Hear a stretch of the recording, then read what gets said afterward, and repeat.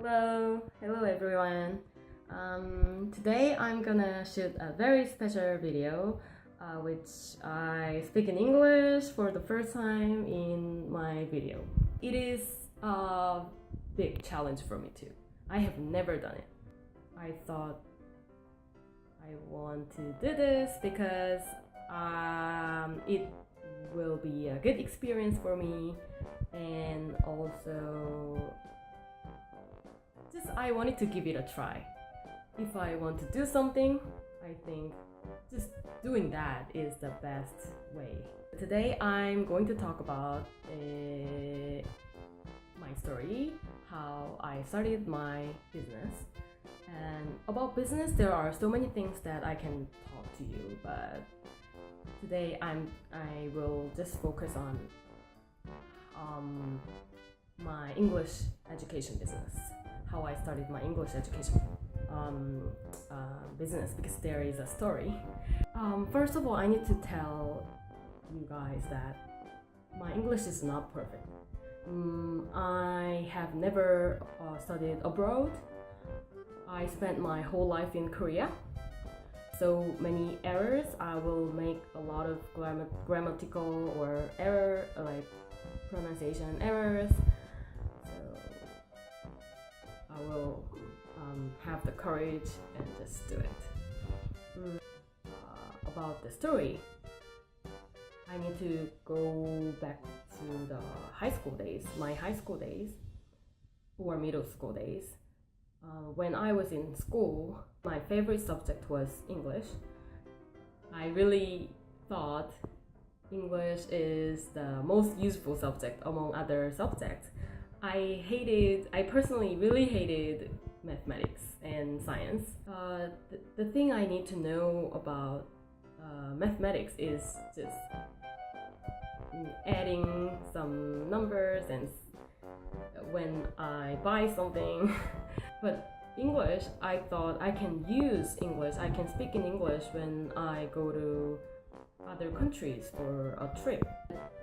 Even though I really liked English, my English speaking skills was very bad. I didn't have much chance to speak in English when I was younger.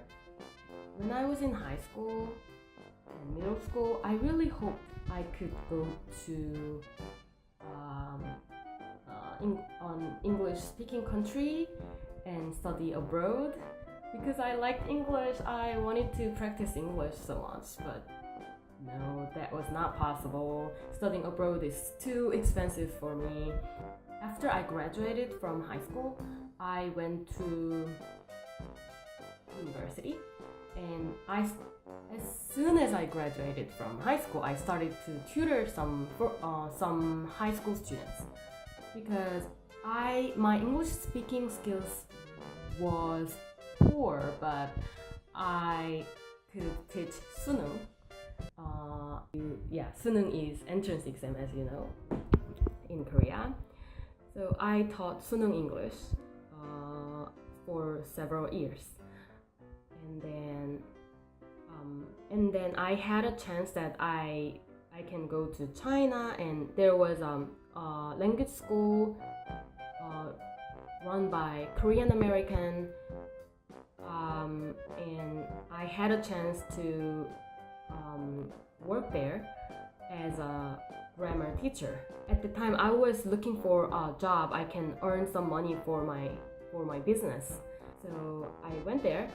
At first, I thought it would be very easy to teach them because as I told you, I taught high school students for several years. So, and then in that language school, there were only middle school students and elementary school students. So I thought, okay, I can teach high school students, so I can of course teach younger students. But my thought was very wrong, because when I went there, I found out that their English is so good. Their English speaking skills was far better than me. Of course, I knew more vocabulary and grammar things than them, but Because they stayed in China for a long time and they went to some international schools, so they had much more chances to speak in English than me. So at the time, it was my very terrible days because I needed to hide that I cannot speak in English very well. So in a language school, there were two teachers, native speakers. One was American teacher and the other was Canadian teacher, and I needed to avoid them because I was so afraid if students look at me when I speak in English, they will assess my English level. Every time I go to language school, I was very, very, I don't know, it was very frustrating for me. So I started to study speaking. I tried to find a way to practice speaking, and I found that there are some phone call classes which I can practice English with Filipino teachers, and I started that, and I did that for 2 months, and it was really nice because it was the first time that I could speak every day for like 30 minutes or 1 hour. I just thought I wanted to practice English with American or Canadian teachers. I know that pronunciation is not important. Actually, communication is the most important thing.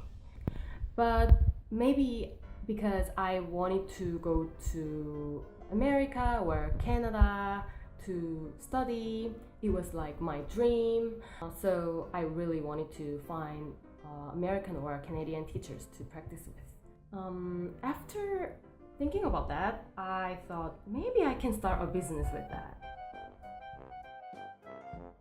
But I wanted to start a business. It's been like 1.5 years that I started to think that I will be an entrepreneur, but I failed so many small businesses before then, and yeah, so that's how I started my business.